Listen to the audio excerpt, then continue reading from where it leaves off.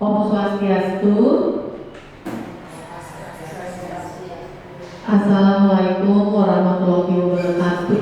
Namo Buddhaya, salam sejahtera bagi kita semua. Yang terhormat Miss Ketut Santini, Kepala Sekolah SD Taman Rama Denpasar.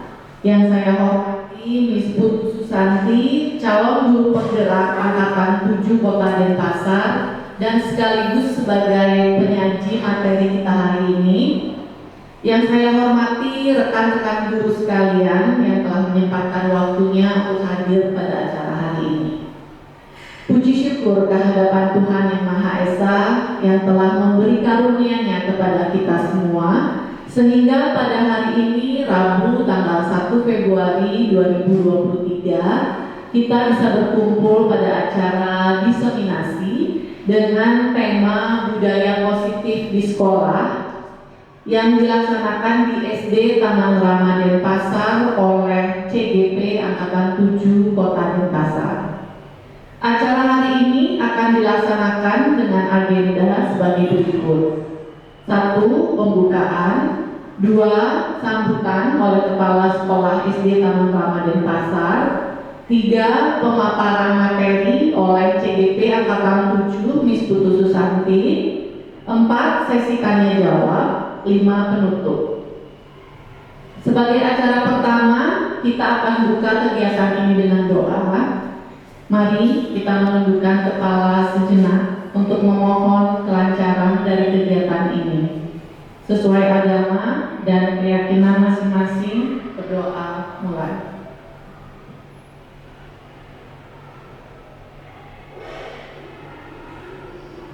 Selesai. Acara kedua adalah sambutan oleh Kepala Sekolah SD Taman Rama Denpasar, Miss Ketut Santini.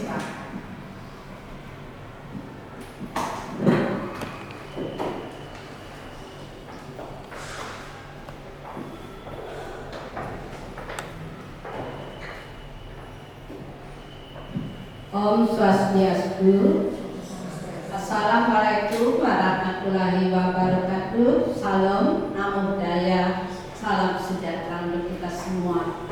Pada teman-teman yang saya hargai dan saya hormati, dan juga kepada Miss Putu sebagai calon guru penggerak dari SD Taman Rama, saya mengucapkan terima kasih karena pada hari ini, Rabu tanggal 1 Februari, kita sudah dapat menjalankan program guru penggerak, di mana program ini sejatinya sangat bermanfaat bagi kita teman sejawat di SD Taman Rama. Oleh karena itu, mudah-mudahan nanti kesempatan ini betul-betul bisa kita manfaatkan. Pertama, tentunya kita mendengarkan paparan materi dari calon guru penggerak. Setelah itu barangkali kita melakukan refleksi pada diri kita, budaya positif apa ya yang mungkin sudah kita laksanakan di sekolah ini, dan budaya positif seperti apa yang akan kita kembangkan di sekolah ini, sehingga tujuan dari pendidikan yaitu peningkatan mutu di sekolah dapat berjalan. Nah, pada kesempatan ini saya tidak akan memberikan sepatah kata yang banyak karena terbatasnya waktu dan barangkali juga padatnya materi. Oleh karena itu, pada kesempatan yang baik ini ya, saya hanya berharap ya mudah-mudahan ini betul-betul bermanfaat bagi kita.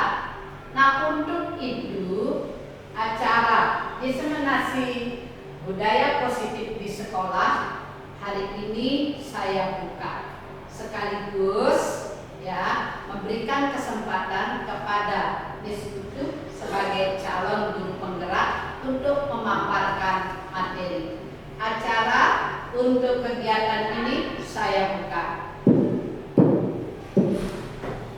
kasih atas waktunya pembawa acara. Saya kembalikan waktunya untuk acara selanjutnya.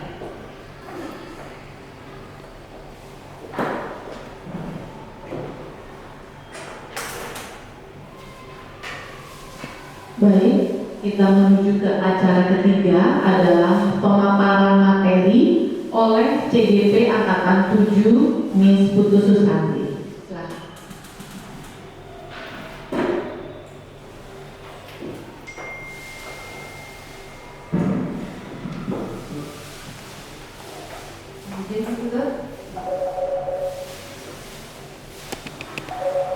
Selamat siang, selamat datang pada teman-teman di Taman Rama. Saya ucapkan pertama kali kita saya mengucapkan pengajian Jumat.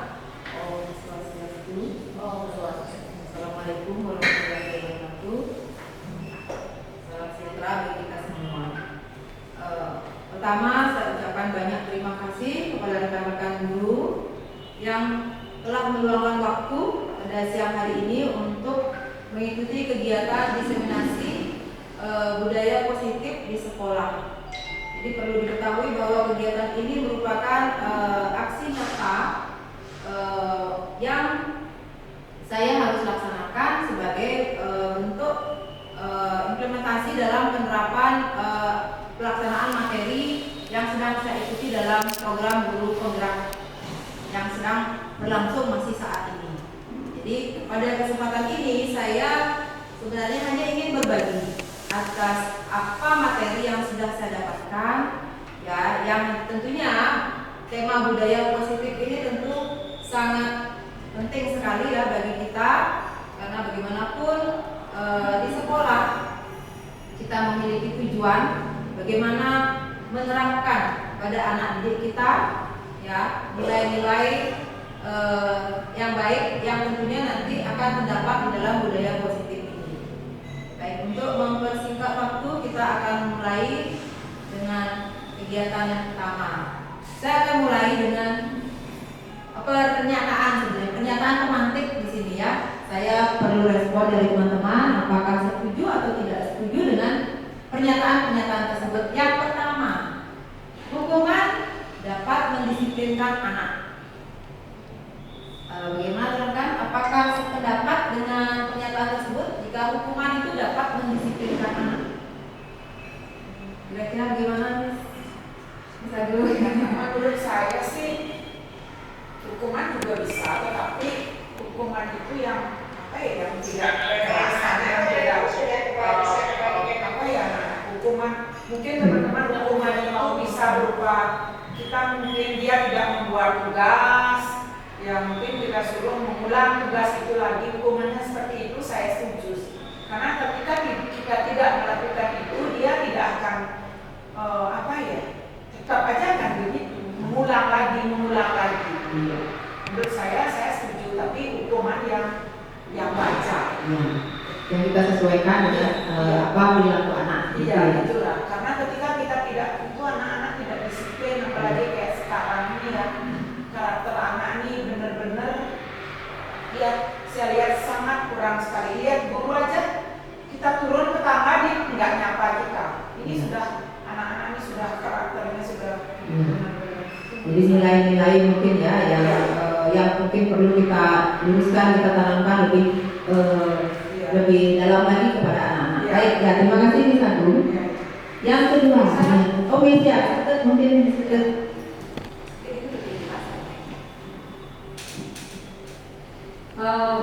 menurut pendapat saya, hukuman dapat mendisiplinkan anak. Melihat kalimat itu, ya pertama saya kurang setuju, karena hukuman konotasinya pasti punishment yang bersifat fisik. Nah jadi itu yang harus kita garis bawahi, ya.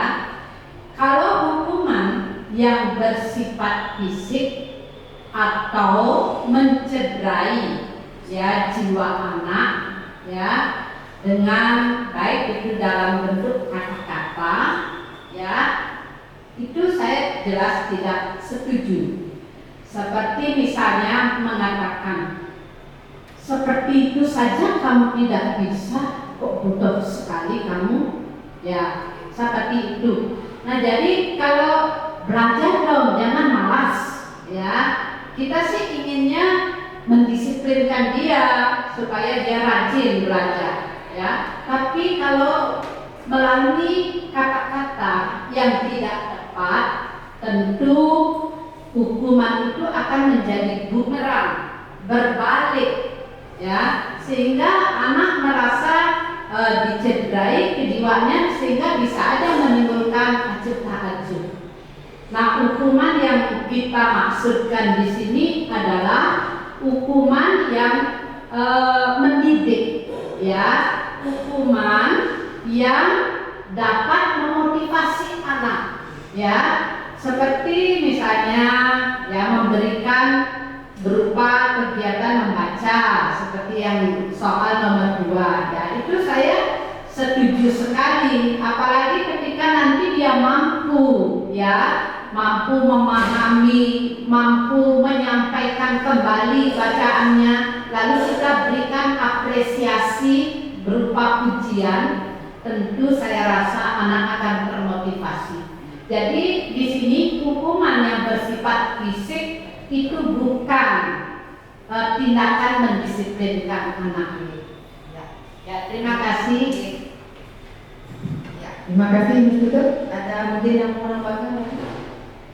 Oke, jika tidak yang kedua, pernyataan yang kedua, pemberian hukuman dengan hal positif seperti membaca atau membersihkan halaman sekolah dapat meningkatkan disiplin anak. Nah, tadi sudah dipaparkan juga oleh Institut bahwa untuk yang pernyataan kedua ini mungkin masih bisa kita terima seperti itu ya. Kemudian yang ketiga, memberi penghargaan dapat meningkatkan motivasi belajar anak. Ya, setuju. Kalau itu bagaimana rekan? Saya sangat setuju. Pendapat ya, setuju ya. Oke. Motivasi dia. Iya. Iya. Jadi baik, terima kasih untuk responnya. Jadi dari ketiga pernyataan ini ya dapat kita lihat ya bagaimana upaya-upaya yang bisa kita lakukan untuk menerapkan disiplin kepada anak didik kita. Jadi seperti itu. Nah ini sebagai pertanyaan pemangkit. Jadi nanti materi yang akan kita sharingkan di sini yaitu tentang masalah ya disiplin, kemudian budaya positif nanti akan menjadi akhir yang akan dituju. Baik, berikutnya. Nah ini materi-materi kita cukup banyak ya, Bapak Ibu ya. Yang pertama disiplin positif dan nilai-nilai kebajikan universal. Yang kedua adalah teori motivasi, hukuman dan penghargaan, restitusi. Dan yang ketiga itu adalah keyakinan ras. Yang keempat, kebutuhan dasar manusia dan dunia berkualitas. Yang kelima, itu masih terkait dengan restitusi, yaitu 5 posisi kontrol. Dan yang keenam, juga restitusi, yaitu segitiga restitusi. Untuk mempersingkat waktu, kita akan mulai saja ke materi yang pertama, yaitu disiplin positif dan nilai-nilai kebajikan. Nah, untuk materi yang pertama ini, kita akan awali dengan suatu kegiatan. Jadi kegiatan ini nanti akan membawa pemikiran yaitu adanya perubahan paradigma. Perubahan paradigma seperti apa yang akan tampak di sini ya. Kita akan coba permainan dengan kepalan tangan ya. Ini ilustrasinya. Jadi nanti coba saya minta Miss langsung aja deh saya tunjuk ya Miss Karini sama Miss Ani mungkin berperan sebagai A dan ada yang berperan sebagai B. Ya, coba Miss Karini sama Miss Ani ya bisa ya bantu. Boleh dari tempat dulu aja langsung. Nah jadi di sini Miss Ani deh saya kasih posisi memegang sebuah benda. Jadi posisi tangan kepala begini Miss Ani. Jadi di dalam genggaman tangan Miss Ani itu Miss Ani memegang sesuatu yang sangat berharga yang ingin dipertahankan. Jadi dia menjaga apa yang menjadi sesuatu hal yang ingin dijaga. Nah sementara Miss Karini ya berupaya untuk membuka kepalan tangan tersebut ya dengan berbagai cara. Jadi bisa dengan cara memaksa, dengan cara membujuk, dengan cara merayu, menyuap dan lain sebagainya untuk berupaya supaya mau membuka kepalanya itu. Nah, seperti itu kira-kira. Ayo coba Miss Ani sebagai orang yang memiliki sesuatu yang berharga, bagaimana actionnya kalau misalnya dirayu misalnya nih. Tolong dong buka kepalanya. Enggak, saya nggak mau, ini punya saya. Saya paksa aja kalau gini. Jangan. Nah, misalnya dirayu nih, bisa dipaksa mungkin. Ya, saya disogokin, saya nggak ada uang nih, mau nggak? Nah, Uang enggak? Gimana ya? ya. Saya nggak berani kasih. Aku lebih 100.000. Apa dong? Mau dong.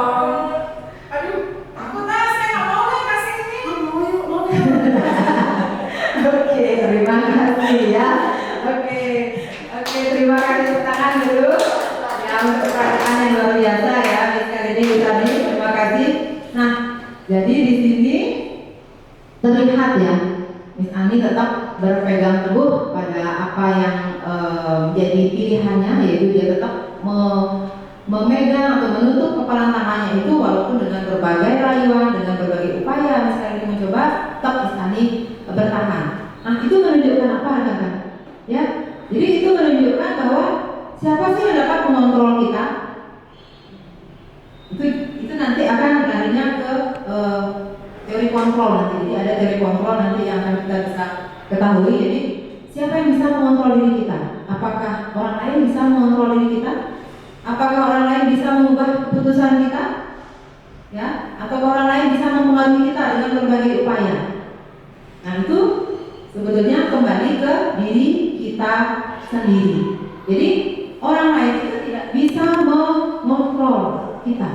Kita pun juga tidak bisa mengontrol orang lain.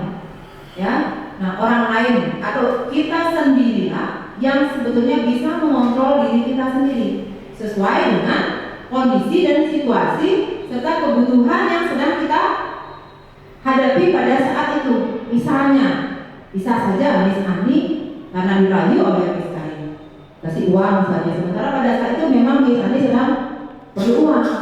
Nah, bisa saja pada akhirnya Miss Ani membuka kepala tangannya itu karena dia membutuhkan uang tersebut. Nah, itu sebetulnya apakah Miss Karini yang mengontrol ataukah tetap Miss Ani yang mengontrol dirinya sendiri untuk membuka itu? Ya, tetap Miss Ani. Jadi seperti itu. Jadi cuma kelihatannya seolah Miss Karini yang bisa karena dia berhasil membujuk Miss Ani. Nah, itu adalah contoh ya, ilustrasi yang memperlihatkan adanya perubahan paradigma. Ya, baik berikutnya Miss, silakan. Nah, jadi dalam teori kontrol ya, jadi ada ilusi kontrol di sana ya teman-teman ya. Ada beberapa miskonsepsi tentang makna kontrol itu sendiri. Ya, kita kadang-kadang sebagai seorang guru, kita tuh merasa bisa mengontrol anak didik kita. Nah, di sini sebenarnya terjadi beberapa ilusi sebenarnya. Jadi miskonsepsi sebenarnya tidak seperti itu gitu. Nah, jadi apa saja sih ilusi kontrol tersebut? Jadi yang pertama itu ilusi guru mengontrol murid. Kita sebagai guru seolah-olah itu kita bisa mengontrol murid, bisa mengontrol perilaku anak didik kita. Ya, jadi seperti Miss Ani dan Miss Karini lakukan tadi, kita sebagai guru seolah kita bisa mengatur anak. Anak itu mau mengikuti apa yang kita sampaikan, mau mengikuti apa yang kita katakan, seolah kita merasa kita mampu mengontrol. Padahal sebetulnya tidak. Ya, sebetulnya anak sendirilah yang menentukan dia itu sebetulnya mau diperintah apa enggak, mau dikontrol apa enggak. Kalau dia mau, dia melakukan itu karena ada tujuan, ada kebutuhan yang ingin dia penuhi pada saat itu. Jadi seperti itu kondisinya. Nah, itu ilusi yang pertama. Kemudian yang kedua, ilusi bahwa kritik dan membuat orang merasa bersalah itu dapat menguatkan karakter.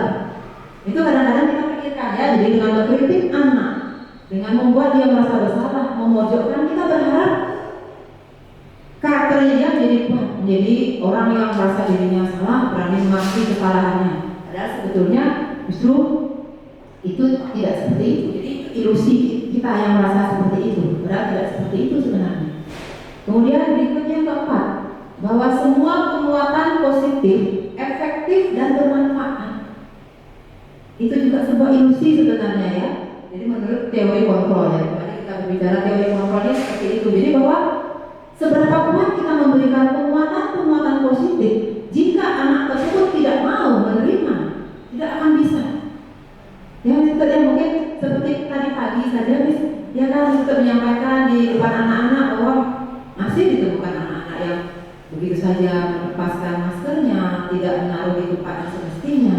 Nah, padahal itu sudah berkali-kali kita berikan, kita sampaikan penguatan positif, terus kita sampaikan. Jadi seolah-olah anak-anak itu mau mendengar, tapi ternyata tidak. Nah, itu ilusi yang berikutnya. Dan yang keempat, bahwa orang dewasa itu memiliki hak untuk memaksa. Nah, ini kita ya sadari juga ya, kita orang dewasa ya, kadang-kadang kita merasa seperti itu. Ya, kepada anak kita sendiri mungkin, kepada murid kita merasa kita itu dapat memaksakan keinginan kita. Yuk kalian ikuti ya apa yang saya sampaikan. Itu misalnya kita memberikan instruksi kepada anak-anak. Itu sebetulnya anak-anak ya antara mau atau tidak, itu mereka sendiri yang sebetulnya menentukan. Kalau mereka mau mengikuti ya berarti mereka ada satu tujuan, ada kebutuhan yang ingin mereka penuhi. Katanya, oh biar tak dimarah sama bisnya, oh biar nanti saya dapat nilai yang bagus, seperti itu, sehingga mereka lakukanlah. Nah, itu sebetulnya semuanya ada ilusi kontrol, miskonsepsi yang selama ini mungkin ya masih kita sering lakukan. Nah, kalau saya resapi, kita kembalikan ke diri saya. Ya benar juga sih, kadang-kadang saya masih berpikir seperti itu. Kita merasa masih bisa mengontrol murid, ya, kita bisa mengatur anak, padahal sebetulnya itu hanya ilusi. Berikutnya, ya jadi di sini perubahan paradigma apa yang terjadi? Jadi dari stimulus respon, ya berubah menjadi teori kontrol. Jadi siapa sih sesungguhnya yang memiliki kontrol itu? Jadi kalau dalam stimulus respon itu kita bisa lihat, ya kita akan kalau berdasarkan stimulus respon, kita akan mencoba mengubah orang itu supaya berpandangan sama dengan kita. Kita mau orang itu pemikirannya, pandangannya itu sama dengan kita. Jadi kita berharap anak-anak kita punya hal atau punya pemikiran yang sama dengan kita. Itu stimulus respon. Nah, jika dikaitkan dengan perubahan teori kontrol, jadi sebenarnya kita itu yang harus berusaha memahami pandangan orang lain tentang dunia. Seperti itu perubahannya. Kemudian yang kedua, jadi kalau kita melihat ya, murid kita berperilaku yang buruk, itu kita sudah cap dia itu melakukan kesalahan. Ya, padahal sebetulnya setiap tindakan yang dilakukan oleh murid, ya kadang kita sendiri pun ketika kita melakukan suatu tindakan itu pasti memiliki suatu tujuan. Itu perubahan paradigma yang terjadi. Yang ketiga, orang lain bisa mengontrol saya. Ya, sebenarnya hanya kita yang bisa mengontrol diri kita sendiri. Ya pun yang berikutnya, saya bisa mengontrol orang lain, itu tidak benar. Jadi Anda tidak bisa mengontrol orang lain. Ya.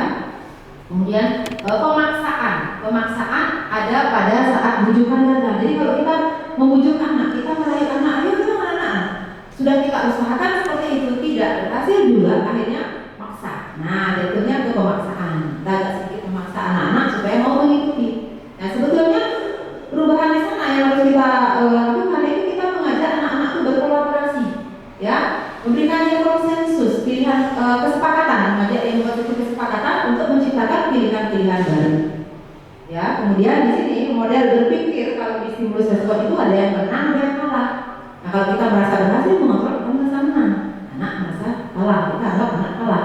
Sementara dalam teori kontrol itu pola pikirnya adalah yang ada itu menang. Jadi nggak ada yang merasa kalah di sana. Jadi tujuan untuk mencapai suatu kebaikan itu tercapai di sana, seperti itu.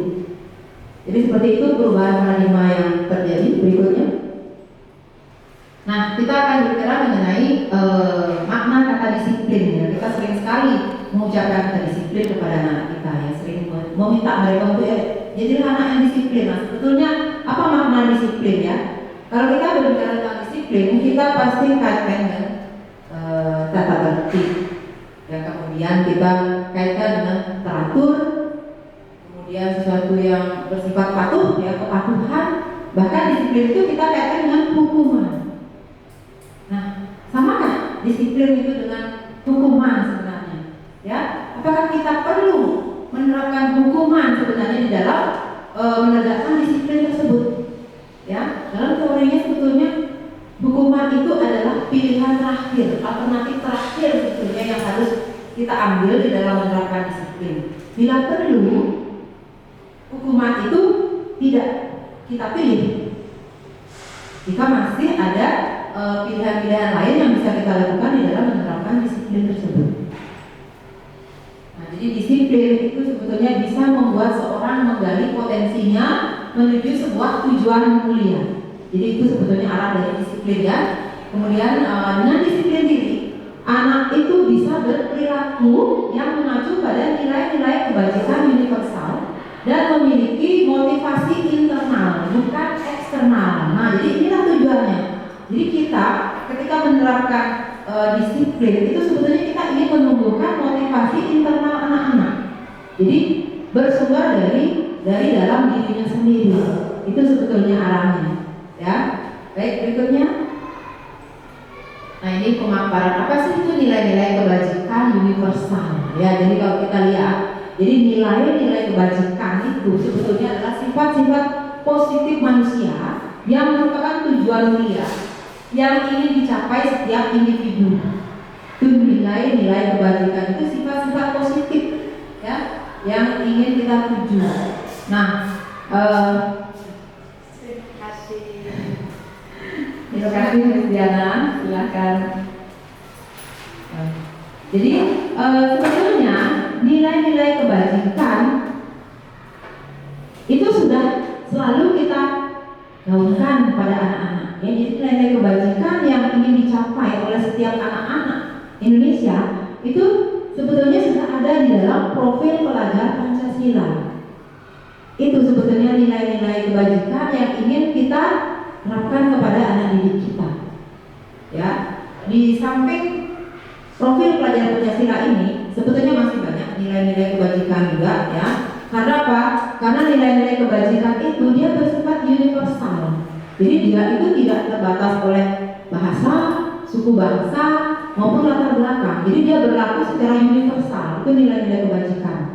Nah, kalau kita di Indonesia dalam sistem pendidikan kita menerapkan nilai-nilai kebajikan itu melalui profil pelajar Pancasila, yaitu beriman, bertakwa kepada Tuhan Yang Maha Esa, dan berakhlak mulia, mandiri, bernalar kritis, berpendidikan global, bergotong royong, dan kreatif. Jadi inilah sebetulnya nilai-nilai kebajikan yang ingin kita terapkan kepada anak didik kita.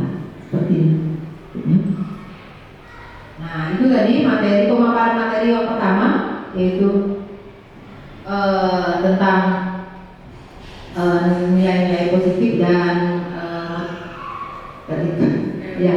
Oke, sekarang kita lanjutkan yang kedua saja ya. Yang kedua yaitu teori motivasi, hukuman dan penghargaan serta restitusi.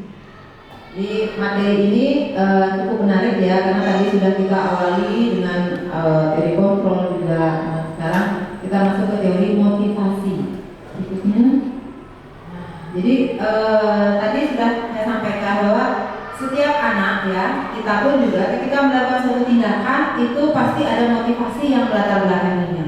Nah, dari teori motivasi perilaku manusia itu ada 3 macam motivasi yang mendasarinya. Yang pertama itu motivasi untuk menghindari ketidaknyamanan atau menghindari hukuman. Jadi sebetulnya di sini ketika seseorang atau anak kita, anak didik kita, dia ada di posisi ini, motivasinya itu untuk menghindari kenyamanan, itu menghindari ketidaknyamanan, itu sebetulnya dia itu sedang berusaha untuk menghindari dirinya dari masalah.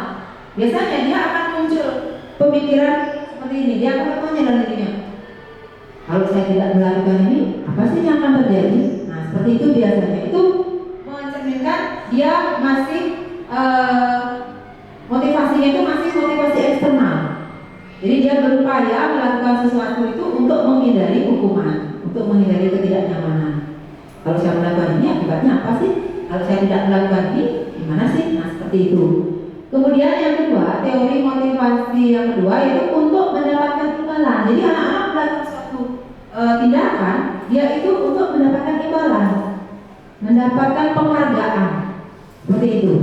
Sehingga dia itu akan bertanya pada dirinya, nah Nah, kalau saya melakukan ini, saya akan dapat apa nanti? Seperti itu biasanya yang muncul dari pikiran mereka. Nah, ini masih bersifat eksternal. Jadi motivasi seperti ini masih bersifat eksternal. Ya, jadi yang pertama itu sebetulnya ya tingkatan yang paling rendah dari motivasi perilaku manusia. Yang kedua ini sudah lebih meningkat. Nah, yang ketiga, ini motivasi yang ketiga yaitu untuk menghargai diri sendiri. Nah, jadi motivasi inilah yang sebetulnya yang ingin kita munculkan dalam diri anak-anak, yang ingin kita tumbuhkan dalam diri anak-anak, karena motivasi ini merupakan motivasi internal yang tumbuh dari dalam hatinya sendiri, dan inilah yang menjadi tujuan dari disiplin positif itu. Ya, bagaimana kita bisa memunculkan motivasi tersebut dalam diri anak. Nah, biasanya anak yang sudah bisa muncul motivasi seperti itu, dia akan bertanya, saya akan jadi orang seperti apa bila saya melakukan ini? Ya, dia akan melihat ketika dia melakukan suatu tindakan, dia akan melihat nilai-nilai apa yang telah diyakininya. Itu yang akan menjadi dasar mereka berperilaku, karena mereka nggak akan mau berperilaku atau bertindak di luar keyakinan apa yang sudah mereka yakini, nilai-nilai apa yang mereka sudah yakini, seperti itu. Jadi itu teori motivasi perilaku manusia. Berikutnya, nah kembali tadi ya, kita sudah membahas di awal apakah dengan memberikan hukuman itu kita setuju tidak dalam menerapkan disiplin. Nah, di sini ada dihukum oleh penghargaan. Apa sih maksudnya? Nah, di sini ada pernyataan bahwa penghargaan itu bisa berlaku sama dengan hukuman. Dalam arti, ya, kita meminta atau membujuk seseorang untuk melakukan sesuatu untuk memenuhi suatu tujuan tertentu yang dari orang yang meminta. Jadi memberikan hukuman, memberi penghargaan itu nilainya bisa sama seperti itu, ya. Nah, sekarang dorongan eksternal, maksudnya di sini bahwa dengan dihukum atau memberikan hukuman dan memberikan penghargaan itu sebetulnya anak-anak itu masih ada di bawah kontrol atau di bawah motivasi eksternalnya. Jadi ada dorongan eksternal yang menimbulkan efek ketergantungan kepada anak nantinya.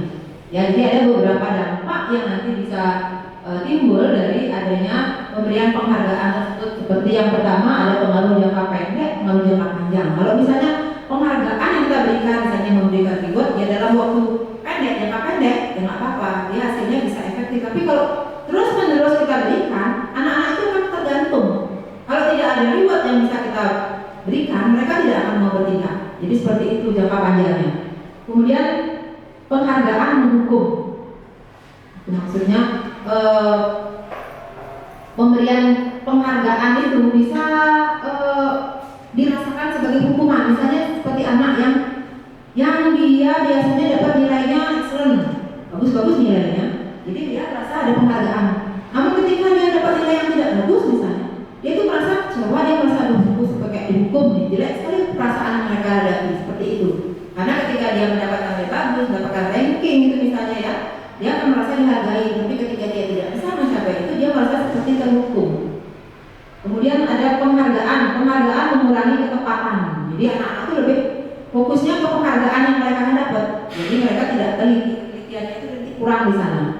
Penghargaan tidak efektif, ya. Jadi kalau seperti yang tadi saya ulas, jadi kalau terlalu sering kita memberikan penghargaan itu tidak efektif. Jadi itu adalah masih dorongan eksternal. Jadi motivasinya itu masih dari luar, belum dari dalam dirinya sendiri.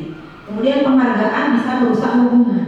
Kalau misalnya kita memberikan penghargaan hanya pada satu anak itu misalnya, terus itu aja anak tersebutnya kita puji karena memang anak itu memang punya kompetensi yang baik dibandingkan teman-temannya. Nah itu tanpa kita sadari itu akan menimbulkan perasaan yang tidak enak. Ada rasa iri, mungkin temannya, dia aja sih yang dipuji sama bisnya, dia aja sih yang dapat penghargaan seperti itu.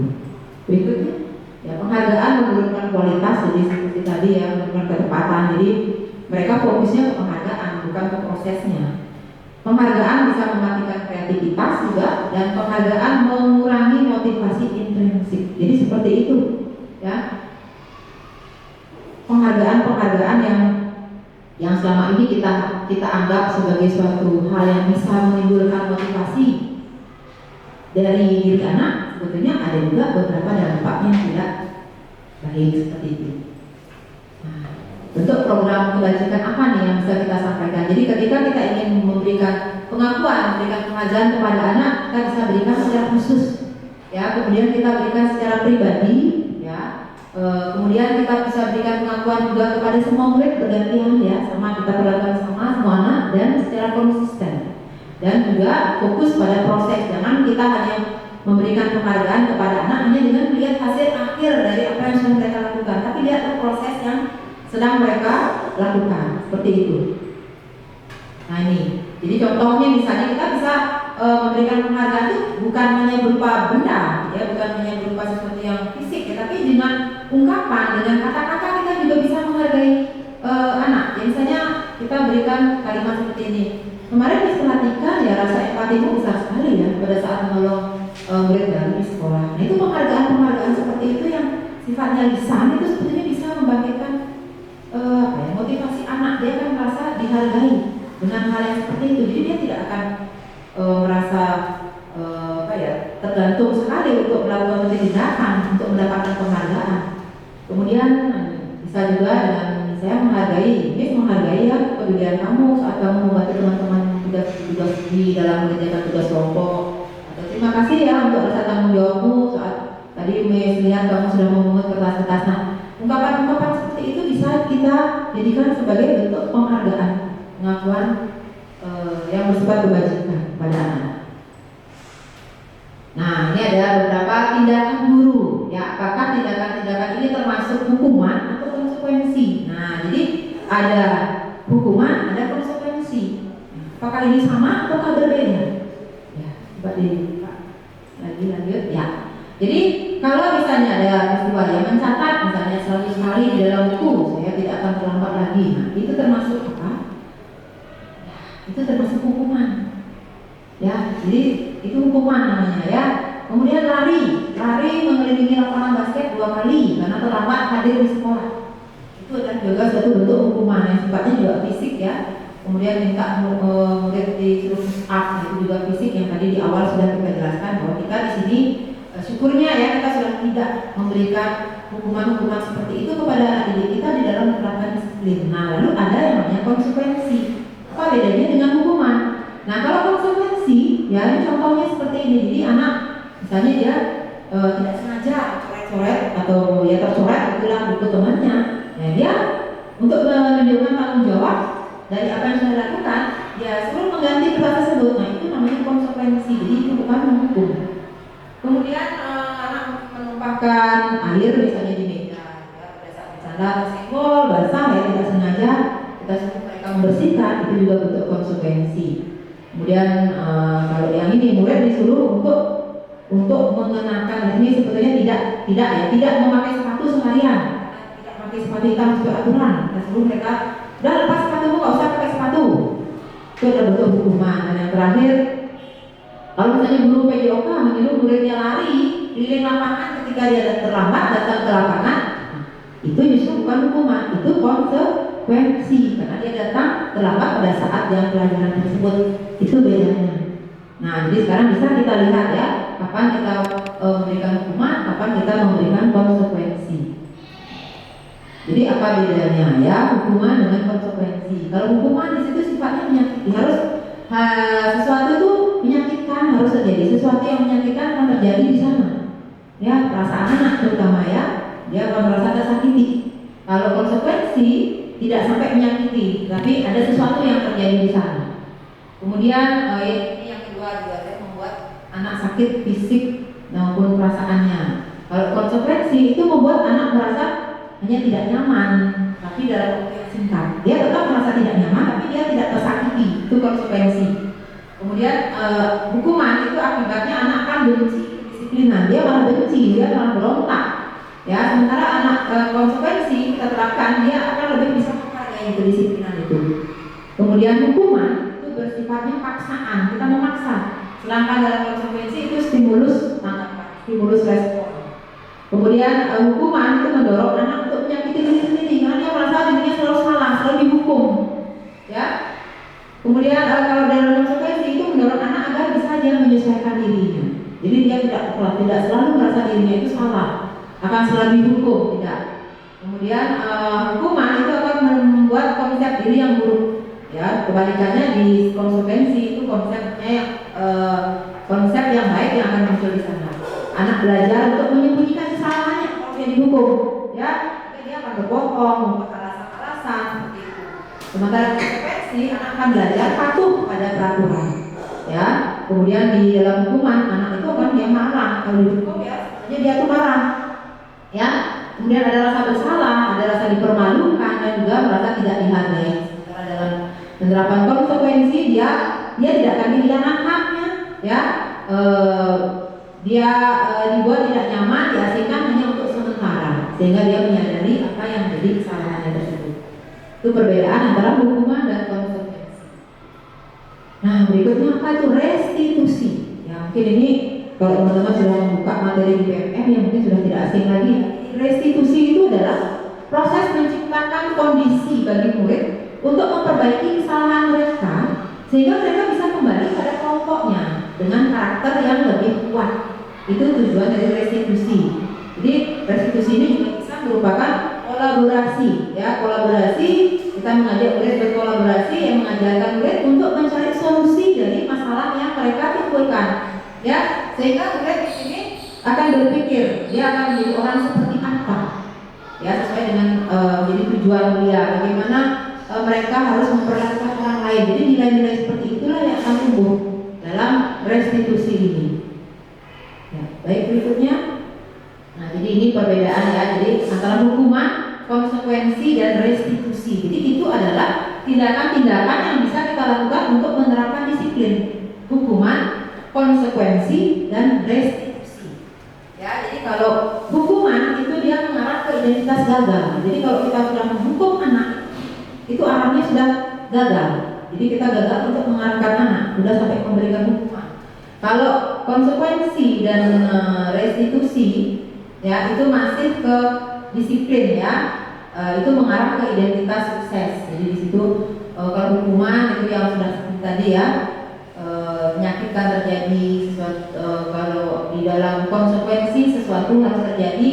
Kalau dalam restitusi itu merupakan pilihan. Jadi kita memberikan pilihan-pilihan kepada anak untuk dia bisa mencari solusi dari permasalahan yang mereka hadapi. Nah, inilah yang bisa kita terapkan dalam menerapkan disiplin atau menegakkan disiplin kepada anak-anak. Jadi seperti itu. Ya, mungkin saya bisa percepat saja di sini.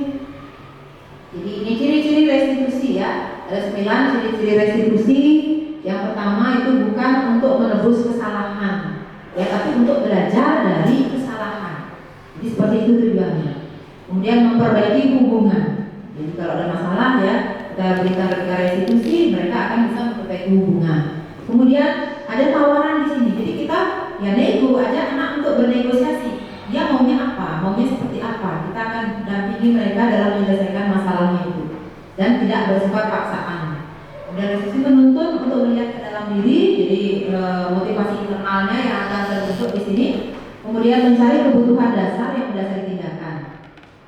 Dan merupakan ini adalah cara yang paling baik, ya, restitusi ini. Kemudian fokusnya pada karakter bukan pada tindakan, dan fokus pada solusi, sehingga nanti bisa mengembalikan murid yang berbuat salah pada kelompoknya, sehingga dia tidak merasa dirinya itu sebagai seorang yang salah terus, dipersalahkan terus. Jadi dia mempunyai nilai-nilai karakter yang lebih kuat untuk dia bergabung kembali di dalam kelompoknya, seperti itu. Oke, demikian mengenai masalah teori motivasi, penghargaan, hukuman penghargaan dan restitusi. Kita lanjutkan ke materi ketiga, yaitu keyakinan kelas.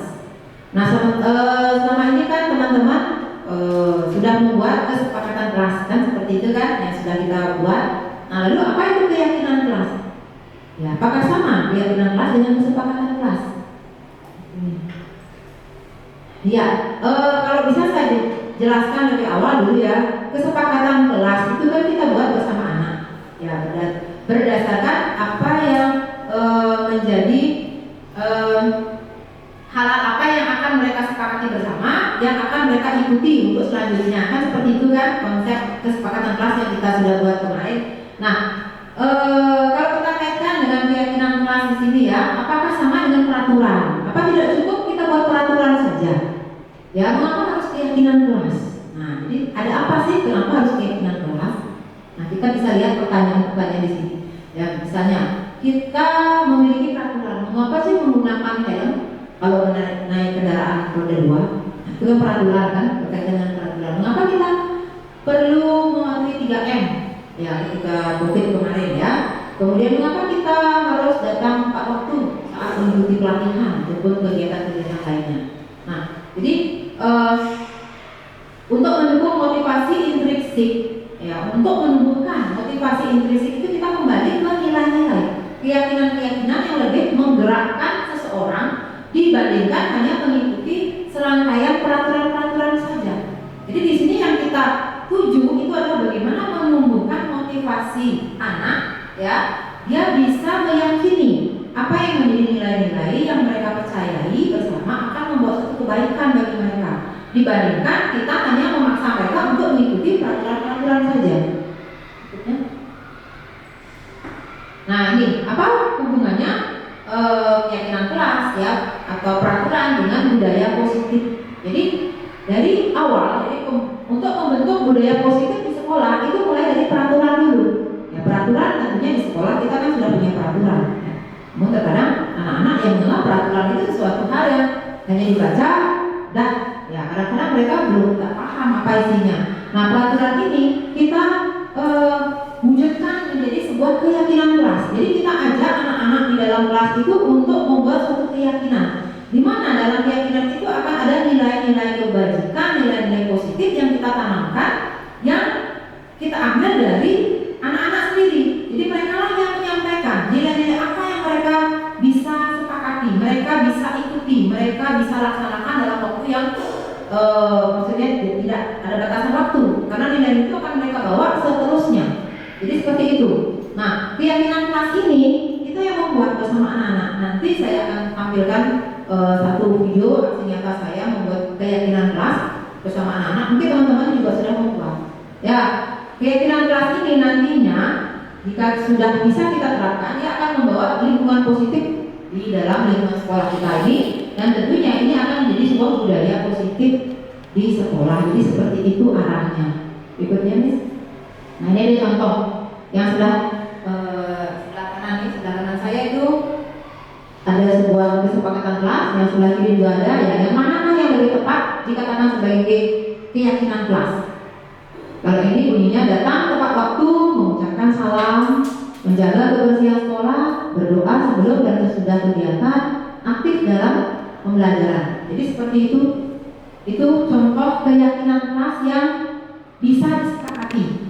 Ya, kalau masalah namanya apa dong, keyakinan kelas apa kesepakatan kelas? Nah, sebetulnya itu nama tidak jadi hal yang urgent sekali. Yang penting anak-anak itu paham apa tujuannya, konsep dari kesepakatan kelas itu apa. Jadi kita bisa saja menulis kesepakatan kelas itu misalnya seperti yang sudah teman-teman lakukan. Nah, isinya itu apa? Nah, itulah yang harus kita tegaskan kepada anak, sehingga ketika kita membuat kesepakatan kelas, kita libatkan anak-anak, kita ajak mereka membuat bersama. Seperti itu. Nah, biasanya sementara yang sebelah kiri ya, di situ ada kalimat begini: kami guru dan murid yang saling menyayangi, kami murid yang semangat belajar, kami murid yang peduli dengan teman-teman. Bisa juga dijadikan kesepakatan itu, ya asalkan anak-anak bisa menjabarkan itu dalam pelaksanaan mereka sehari-hari. Nah, sekarang tinggal kita yang kita yakini yang mana. Ya, ini kembali lagi ke lingkungan kelas kita masing-masing dengan anak-anak. Tentunya keyakinan kelas yang satu dengan kelas yang lain itu berbeda-beda. Ya, jadi di dalam membuat keyakinan kelas, jadi dari apa yang saya kemarin dapatkan, jadi kita upayakan di sana dalam menyusun kalimat itu kita arahkan ke nilai positif, artinya ke arah positif. Artinya kita menghindari penggunaan kata-kata yang tidak, misalnya tidak datang terlambat ke sekolah. Nah, itu kita ubah menjadi datang ke sekolah tepat waktu. Seperti itu. Jadi kalimatnya itu yang benar-benar bisa tertanam dalam pikiran anak. Oh, saya harus datang tepat waktu. Jadi hindari penggunaan kata tidak, kata dilarang. Sebab anak-anak kadang-kadang Karena itu ketika kita katakan tidak, ya justru mereka itu yang ingat. Nah seperti itu, tidaknya itu yang ingat gitu. Berikutnya lanjut. Nah jadi ini adalah peraturan. Yang pertama, selalu kembalikan buku ke tempatnya. Itu bisa bersifat peraturan. Nah nilainya apa? Itu ada nilai tanggung jawab yang ada di sana. Jadi seperti itu ya Bapak Ibu. Dilarang mengganggu orang lain. Itu nilainya apa? Itu ada nilai menghormati orang lain. Nah jadi nilai-nilai itulah yang kita wujudkan dalam bentuk kesepakatan. Jadi nanti kalimatnya seperti apa ya kita susun sesuai dengan apa yang disepakati bersama. Silakan. Nah, coba mari kita lihat ya. Nanti bisa diambil bagian.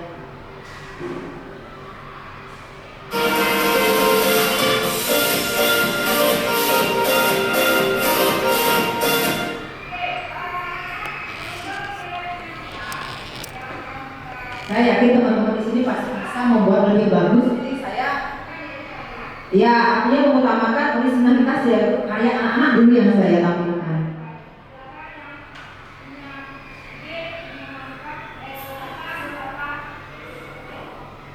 Jadi mereka di sini menyampaikan apa nilai-nilai yang ingin mereka wujudkan.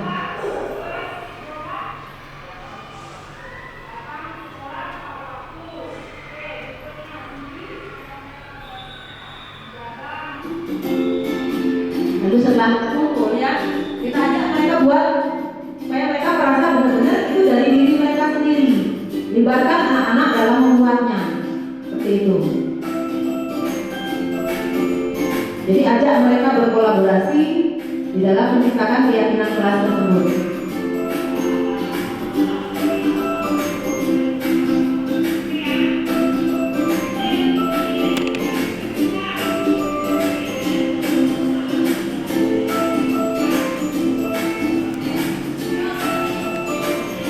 Kemudian setelah mereka sepakat, kita ajak mereka untuk menandatangani supaya benar-benar itu dari diri mereka sendiri, sehingga mereka ada rasa tanggung jawab untuk memindahkan apa yang menjadi keyakinan mereka itu. Dan kita pun sebagai wali kelas juga ikut menandatanganinya.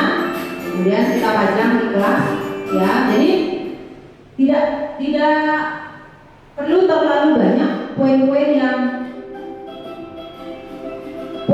yang ingin kita sepakati di sana, tidak perlu terlalu banyak, ya sampai 10 gitu. Kalau bisa diikuti tidak apa-apa, tapi kadang-kadang anak-anak ya mungkin hanya 5 nilai aja sudah mereka kadang-kadang bisa ingat, kadang-kadang enggak. Jadi mana yang paling penting yang ingin kita capai itu saja cukup. Jadi seperti itu yang saya sudah terapkan dengan anak-anak. Berikutnya yang keempat yaitu kebutuhan dasar manusia dan dunia berkualitas. Ya.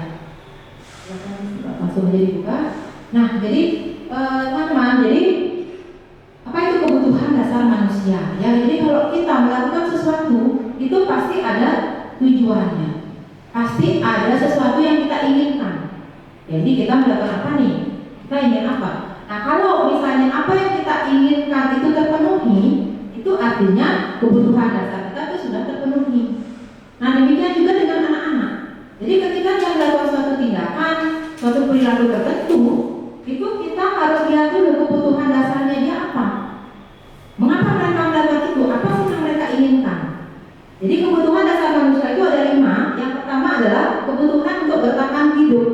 Itu dikaitkan dengan kalau kita ya sebagai manusia pada umumnya bertahan hidup ya makanan, tempat tinggal, hubungan dengan sosial kita seperti itu. Kemudian kasih sayang dan rasa diterima, penguasaan, kebebasan, kesenangan. Jadi itu sebetulnya kebutuhan dasar manusia pada umumnya. Demikian juga pada anak-anak. Kadang-kadang kita tidak melihat ini. Ketika anak melakukan suatu perilaku atau tindakan tertentu yang menurut kita bertentangan dengan nilainya, kita beranggap dia melakukan suatu kesalahan tanpa kita tahu apa sebenarnya mereka inginkan.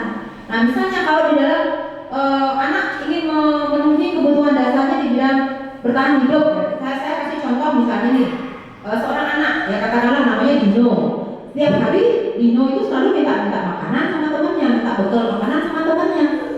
Nah, kalau dia menjawab, Dino kenapa kok kamu minta terus makanan sama teman? Kalau dia menjawab, iya nih saya lapar,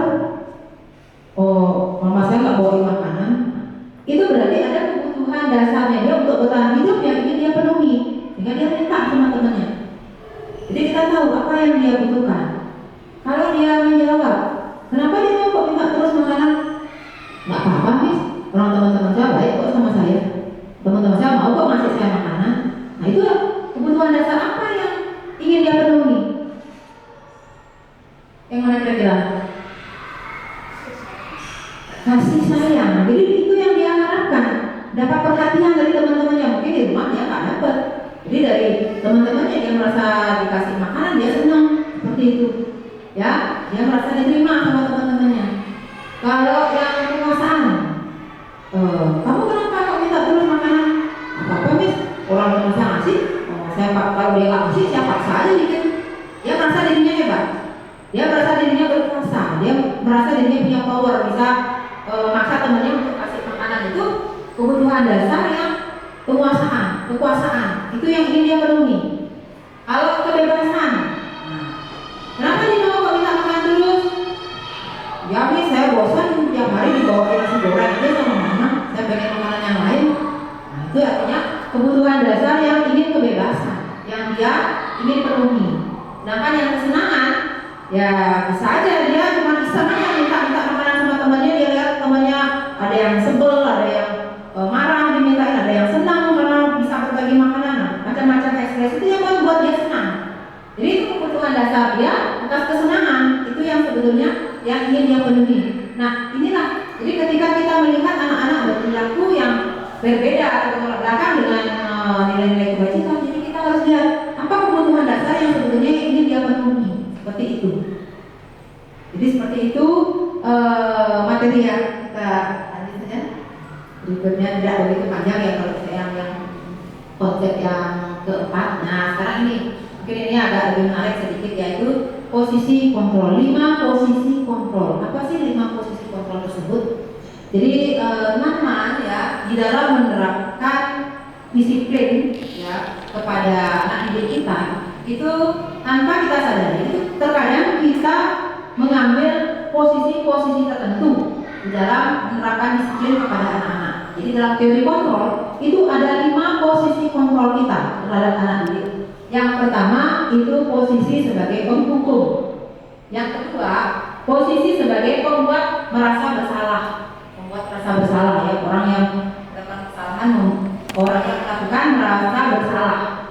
Kemudian posisi sebagai teman, posisi sebagai pemantau, dan posisi sebagai manajer. Nah, kita akan ulas singkat saja dari apa sih maksud dari 5 posisi kontrol tersebut. Bisa mungkin dibuka slide ini.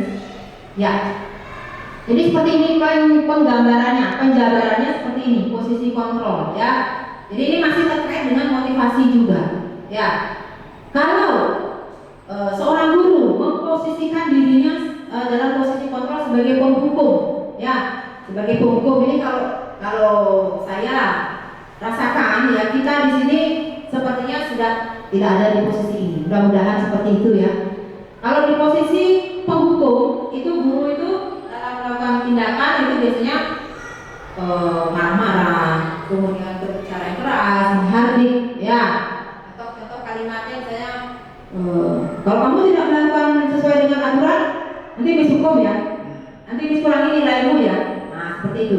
Itu bisa menunjukkan kita ada di posisi penghukum, ya. Nah hasilnya anak itu dia akan memberontak, dia akan menyalahkan orang lain karena dia menghindari, dia tidak mau dihukum, seperti itu, ya. Nah kalau dikaitkan dengan dunia berkualitas, jadi dunia berkualitas itu artinya di mana posisi kita diletakkan oleh seorang anak, itu murid itu meletakkan kita itu di luar dunia berkualitas mereka. Kayak kita tidak dianggap gitu, seperti itu rasanya ya. Nah murid akan berkata, biarin aja, nanti juga marah-marah lagi misalnya. Nah seperti itu. Jadi dia masa bodoh aja. Jadi itu akan masuk ke identitas gagal. Seperti itu. Kemudian yang kedua, posisi membuat orang merasa bersalah. Ya, kalau membuat orang merasa bersalah itu kita tidak perlu membentak, kita tidak perlu menghardik ya. Cukup dengan bahasa yang halus saja, tapi menyakitkan. Nah, dengan kata-kata yang halus ya, misalnya, Bu kecewa loh kalau kalian begini terus. Kan sudah berapa kali disampaikan kalian terus begini aja, nggak kasihan apa kalian sama Miss? Nanti kalau kamu ribut terus, Miss lo yang dimarah sama Miss Ketut, misalnya. Kalau kalian begini terus nanti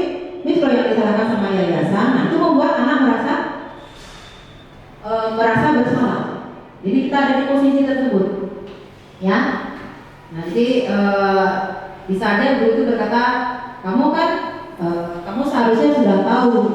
Ibu lelah sekali ya mengatakannya ini berulang-ulang. Ibu rasa stres loh anak-anak, seperti itu. Itu membuat merasa bersalah.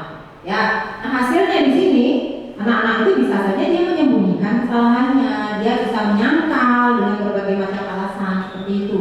Ya, nah di dalam posisi ini murid itu akan meletakkan kita sudah ada di dalam dunia berkualitas mereka. Ya, jadi dia sudah bisa minta maafkan saya Miss, seperti itu ya. Namun dampaknya murid itu merasa rendah diri. Nah berikutnya posisi yang ketiga yaitu sebagai teman. Nah saya sendiri, kalau saya ingat diri saya ya, karena saya menghadapi anak-anak yang sudah menginjak remaja, saya sering memposisikan diri saya itu sebagai teman. Ya, bagaimana kita bersikap, bagaimana kita berlaku kepada anak, kita menganggap mereka itu sebagai teman. Ya, nah jadi bisa kita dengan kata-kata seperti ayolah bantulah Miss ya, ayolah jangan seperti ini ya, nanti kalau masa kamu nggak mau bantu ya, Miss kan udah sering bantu kalian. Nah seperti itu bagaimana kita menghadapi teman seperti itu. Nah jadi di sini ada dampak negatifnya juga ya, dampak positifnya ada, dampak negatifnya ada. Positifnya anak akan terbuka kepada kita, anak akan jujur pada kita menyampaikan apa yang menjadi permasalahan mereka. Namun dampak negatifnya mereka akan ketergantungan pada kita. Kalau suatu saat kita tidak mau membantu mereka, tidak mau membantu permasalahan mereka, dia akan merasa Miss-nya kok gitu sih sekarang, dulu sih baik tuh Miss-nya, sekarang kok nggak mau sih bantu-bantu saya. Nah seperti itu, jadi ada rasa ketergantungan yang akan muncul pada diri anak. Nah dalam posisi ini murid itu sudah meletakkan gurunya sudah ada di posisi yang penting di dalam dunia berkualitas mereka. Ya, jadi seperti itu. Nah, jadi nanti bisa saja murid itu berpikir, saya pikir bapak itu teman saya pikir Miss itu bisa diajak kerjasama, ternyata enggak. Jadi akan muncul rasa kecewa. Jadi itu akan membuat anak lemah, anak tidak mandiri, dan akan merasa tergantung. Nah, namun kalau dilihat dari identitas itu sudah masuk ke identitas sukses, berhasil. Ya, tetapi dalam teori kontrol dia masih kontrol dari luar, masih faktor eksternalnya yang mempengaruhi itu. Yang keempat, posisi sebagai pemantau.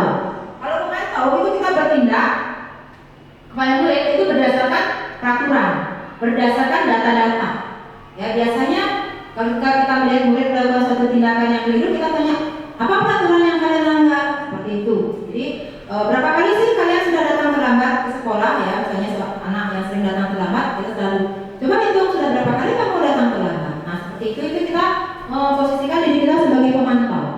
Ya, jadi hasilnya anak itu akan menyesuaikan. Oh nanti kalau misalnya lihat saya mau datang tepat waktu, tapi nanti kalau misalnya nggak ada, saya lain lagi, seperti itu. Jadi ini masih dari kontrol dari luar, masih dari faktor eksternalnya. Ya, jadi di sini dalam posisi ini murid sudah meletakkan guru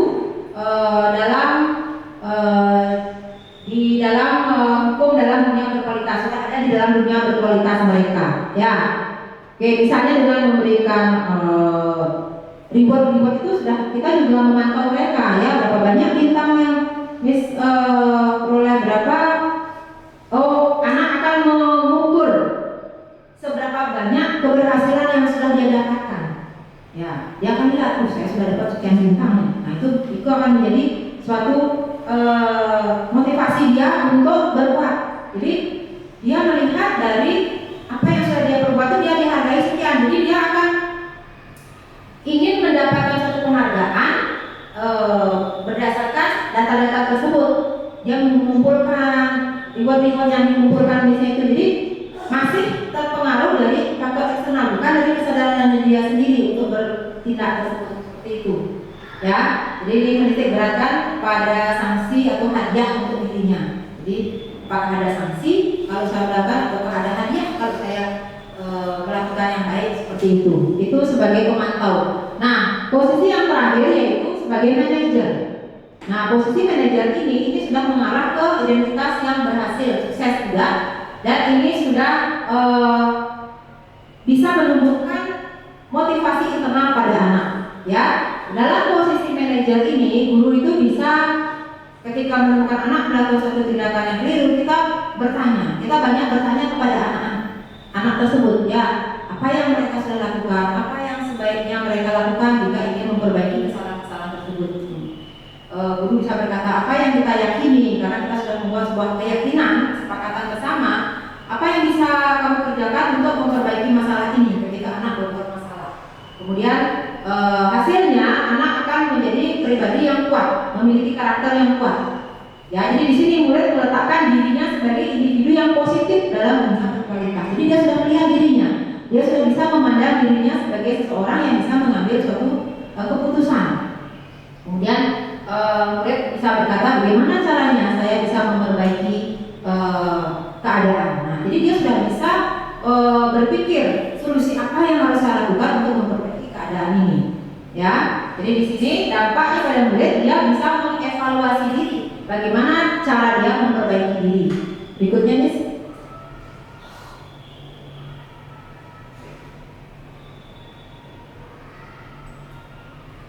Nah, ini mungkin ada beberapa pernyataan-pernyataan ya yang bisa diungkapkan oleh posisi-posisi kontrol tersebut ya. Saya kecewa sekali loh, Miss, kecewa sekali loh sama kamu. Nah, itu diucapkan oleh pembuat orang merasa bersalah. Kamu selalu tidak benar, selalu salah. Itu biasanya menghukum. Ayolah lakukan ya demi ibu, demi Miss ya, itu sebagai teman. Apakah kamu mau mendapatkan stiker bintang hari ini? Nah, itu sebagai pemantau. Kemudian bagaimana kamu bisa menyelesaikan masalah ini? Itu sebagai manajer. Itu solusinya. Kalau yang terakhir masih sebagai penghukum, kamu selalu ya jadi anak yang terakhir mengumpulkan tugas itu misalnya. Itu posisi sebagai penghukum. Berikutnya. Nah, itu teman-teman 5 posisi kontrol ya yang sudah saya paparkan tadi. Nah, kalau dikaitkan mungkin dengan ya kita refleksikan diri ya, mungkin kita selama ini ada di posisi yang mana ya. Nah, jika kita sudah mampu berada di posisi sebagai manajer, itulah tujuannya ya. Bagaimana kita bisa membentuk karakter anak menjadi pribadi yang kuat dengan dia bisa menumbuhkan motivasi sendiri untuk menyelesaikan masalah yang mereka timbulkan. Nanti di segitiga restitusi ya. Baik, berikutnya materi terakhir yaitu segitiga restitusi. Jadi kalau tadi di depan di awal ada restitusi. Jadi restitusi itu adalah suatu proses yang kita upayakan untuk membantu anak bisa dia memperbaiki kesalahannya sehingga dia bisa kembali ke kelompoknya dengan karakter yang lebih kuat. Itu pengertian dari restitusi. Nah, namun dalam pelaksanaannya ketika kita melakukan restitusi dalam menerapkan disiplin kepada anak, itu ada 3 langkah yang harus kita lakukan. Di langkah yang pertama itu adalah menstabilkan identitas. Apa itu menstabilkan identitas? Nah, ketika anak kita ketahui melakukan suatu tindakan yang keliru, ya kita stabilkan dulu, kita posisikan dia dulu supaya dia tuh tidak merasa seperti orang yang sangat bersalah sekali. Ya, jadi di situ kita bisa gali pertanyaan seperti, atau kita bisa memberikan dia ungkapan-ungkapan atau kata-kata yang membuat dia merasa stabil. Ya, kondisinya dia stabil, tidak takut lagi untuk bercerita, mau dia terbuka. Itu kita posisikan seperti itu. Jadi kita bisa ucapkan ya, setiap orang pasti kok pernah melakukan kesalahan. Nah, jadi dia akan merasa oh iya ya, saya salah, tapi semua orang bisa kok melakukan kesalahan. Dia kan mulai merasa dirinya tenanglah, saya apa nih kan. Kamu bukan satu-satunya yang pernah melakukan hal seperti ini. Nah, jadi teorinya seperti itu ya, Bapak Ibu ya teman-teman ya. Tapi kadang-kadang dalam praktek kita ya sering juga keceplosan atau kelewatan ya untuk bertanya. Nah, inilah yang nantinya yang kita harapkan bisa kita terapkan ketika menemukan anak-anak melakukan suatu tindakan di luar nilai-nilai yang sudah mereka yakini. Kemudian setelah menstabilkan identitas, kita adakan validasi kebutuhan. Ya, sama juga prosesnya kita ajak mereka berdialog, kita tanyakan ya, kamu tentu punya alasan mengapa melakukan ini, ya kita gali mengapa mereka melakukan itu. Kemudian ada kok cara yang lebih efektif yang untuk mendapatkan apa yang kamu perlukan, nah, seperti itu. Ya, kita validasi dulu kebutuhannya. Dan yang ketiga, kita menanyakan keyakinan. Karena kita sudah membuat keyakinan bersama mereka, itu kita jadikan sebagai dasarnya nilai-nilai apa sih yang telah kita sepakati, lalu nilai-nilai apa yang tidak sesuai dengan apa yang kamu lakukan. Nah, itu dari dalam diri mereka. Kamu ingin menjadi Jadi itu segitiga restitusi. Nah ini bisa dalam menstabilkan identitas ya, tujuannya adalah untuk membuat anak yang merasa gagal karena melakukan suatu kesalahan menjadi positif terhadap dirinya. Dia tidak merasa malu, tidak merasa takut, tidak merasa minder ya. Nah kita bisa ucapkan kalimat seperti ini ya, berbuat salah itu hal yang manusiawi ya. Tidak ada manusia yang sempurna ya. Miss juga pernah berbuat salah, kita pasti bisa menyelesaikan permasalahan ini. Nah Miss tidak tertarik kok misalnya kalau ada anak yang ribut dengan temannya ya, semua saling punya argumen membenarkan dirinya ya. Ketika kita ingin menyelesaikan masalah ini ya kita carikan solusi seperti itu ya. Miss tidak tertarik ya untuk cari tahu siapa yang benar, siapa yang salah ya. Jadi Miss lebih tertarik untuk kita menyelesaikan masalah ini. Jadi supaya mereka tidak fokus dengan kesalahan-kesalahan mereka, apa yang mereka anggap salah, apa yang mereka anggap benar, seperti itu kita cari solusinya. Nah kalau kamu menyalahkan dirimu sendiri terus, apa kamu akan bersikap baik? Jadi kita upayakan supaya mereka itu tidak merasa dirinya bersalah terus. Itu adalah posisi menstabilkan identitas. Tindakan yang kedua yaitu berikutnya validasi kebutuhan. Itu membantu murid mengenali basic need, apa kebutuhan dasar yang ingin dipenuhinya ketika melakukan kesalahan itu. Tadi kita sudah menyimak tadi apa saja kebutuhan dasar anak. Nah kita lihat sekarang ya, kita kenali dulu apa yang ingin dipenuhi oleh anak, kebutuhan dasarnya itu. Jadi pada dasarnya setiap tindakan manusia itu ada tujuannya, yaitu untuk memenuhi itu basic need-nya, kebutuhannya. Ya apakah itu power, freedom, love, belonging, fun, survival, seperti itu. Nah jadi guru kita bisa berkata, kamu bisa saja kok melakukan hal yang lebih buruk, tapi kan kamu tidak melakukannya. Kamu masih punya alasan ya mengapa melakukannya. Apa yang penting bagi kamu dan lain sebagainya. Jadi saya akan tampilkan aksi nyata saya juga sebagai tugas juga dalam melengkapi kegiatan kemarin. Saya sudah membuat video bersama anak-anak. Yang ketiga, langkah yang ketiga yaitu menanyakan keyakinan. Menanyakan keyakinan ya, anak itu akan melihat kesalahannya dihubungkan dengan norma sosial dan nilai-nilai yang mendasari manusia berinteraksi dengan orang lain. Jadi kita kaitkan dengan keyakinan-keyakinan, nilai-nilai kebajikan yang sudah mereka sepakati ya. Misalnya kita bisa berkata apa nih nilai yang kita percaya di kelas atau di kelas kita. Nah kita kembalikan ke keyakinan kelas yang sudah mereka sepakati seperti itu. Itunya Miss. Nah ini adalah intervensi 30 detik. Jadi ini bisa kita lakukan ya, bertanya mengawali kegiatan segitiga restitusi tersebut. Berikutnya. Nah ini adalah contoh video yang saya sudah buat.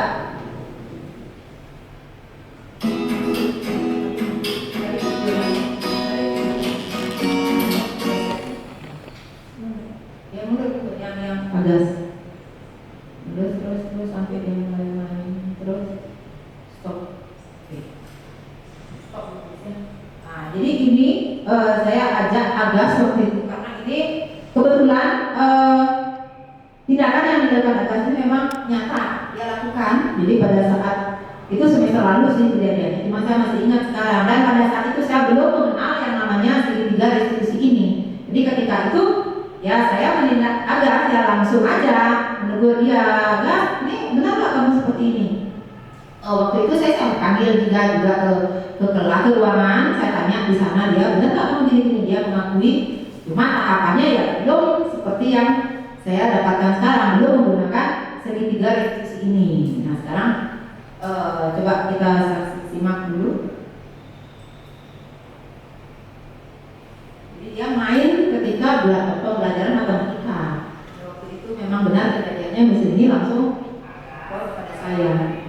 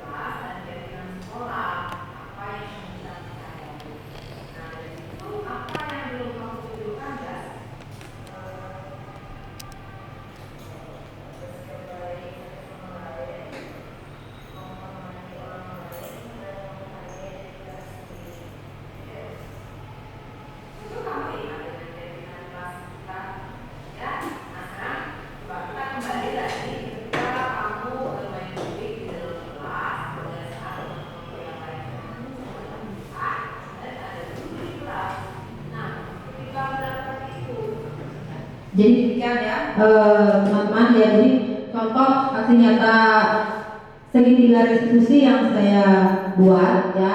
Nah, harapannya sesuai dengan apa yang sudah saya paparkan di sini kan, kita kedepannya akan bisa melakukan suatu tindakan yang tepat ya untuk menangani anak sesuai dengan apa yang menjadi kebutuhan anak tersebut, seperti itu ya. Nah, jadi ini adalah itu tadi materi yang bisa saya sampaikan ya. Jadi dari semua materi tersebut kita bisa merefleksi. Jadi ini untuk refleksi yang bisa kita lakukan. Yang pertama, hal apa yang mengubah paradigma saya? Yang saya dapatkan apa? Nah, tolong ini nanti dipikirkan ya. Kemudian apa perasaan yang muncul selama mengikuti sesi ini ya? Saya berharap perasaannya senang walaupun sudah sore ya teman-teman ya. Ya sedikit tidaknya ada informasi yang bisa saya bagikan di sini yang bermanfaat bagi teman-teman. Ya, kemudian peran Among seperti apakah yang saya telah lakukan selama mengikuti ini untuk saya sebetulnya, tapi untuk kita semua juga bisa. Ya, jadi setelah materi ini apa yang saya telah lakukan. Jadi kita refleksikan diri selama ini sebagai pendidik mengajar anak-anak, apa yang sudah saya lakukan, apakah sudah sesuai dengan yang tadi yang sudah kita pelajari ya. Kemudian saya akan menjadi Among yang seperti apakah setelah mengikuti kegiatan ini. Jadi itu bentuk refleksi kita teman-teman ya. Jadi kurang lebihnya seperti itu materi yang bisa saya bagikan yang terkait dengan disiplin positif kita pada sore hari ini. Jadi saya sebelumnya saya mohon maaf jika ada kata-kata yang kurang berkenan atau ada yang salah mungkin ya dalam selama penyampaian, mohon dimaafkan. Dan saya berharap semoga apa yang saya sampaikan ini benar-benar bisa kita bermanfaat bagi kita dan bisa kita implementasikan di dalam kelas dan dalam pembelajaran kita dengan anak-anak. Baik, demikian teman-teman yang saya sampaikan. Terima kasih.